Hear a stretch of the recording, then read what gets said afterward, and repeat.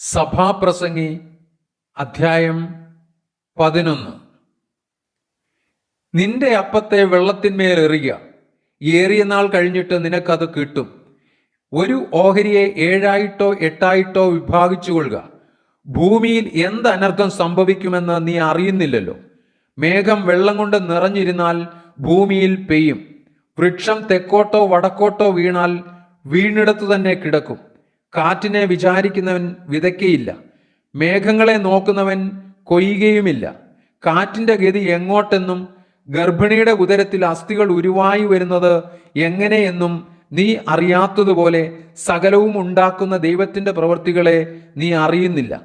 രാവിലെ നിന്റെ വിത്ത് വിതയ്ക്ക, വൈകുന്നേരത്ത് നിന്റെ കൈ ഇളച്ചിരിക്കരുത്.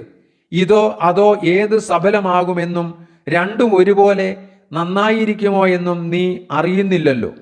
വെളിച്ചം മനോഹരവും സൂര്യനെ കാണുന്നത് കണ്ണിന് ഇമ്പവുമാകുന്നു. മനുഷ്യൻ ബഹുകാലം ജീവിച്ചിരിക്കുന്നു എങ്കിൽ അവൻ അതിലൊക്കെയും സന്തോഷിക്കട്ടെ. എങ്കിലും അന്ധകാരകാലം ദീർഘമായിരിക്കുമെന്നും അവൻ ഓർത്തുകൊള്ളട്ടെ. വരുന്നതൊക്കെയും മായയത്രേ. യൗവനക്കാര, നിന്റെ യൗവനത്തിൽ സന്തോഷിക്ക, യൗവനകാലത്തിൽ നിന്റെ ഹൃദയം ആനന്ദിക്കട്ടെ. നിനക്ക് ഇഷ്ടമുള്ള വഴികളിലും നിനക്ക് ബോധിച്ച വണ്ണവും നടന്നുകൊള്ളുക. എന്നാൽ ഇവയൊക്കെയും നിമിത്തം ദൈവം നിന്നെ ന്യായവിസ്താരത്തിലേക്ക് വരുത്തും എന്നറിയുക. ആകയാൽ നിന്റെ ഹൃദയത്തിൽ നിന്ന് വ്യസനം അകറ്റി നിന്റെ ദേഹത്തിൽ നിന്ന് തിന്മ നീക്കിക്കളക. ബാല്യവും യൗവനവും മായയത്രേ.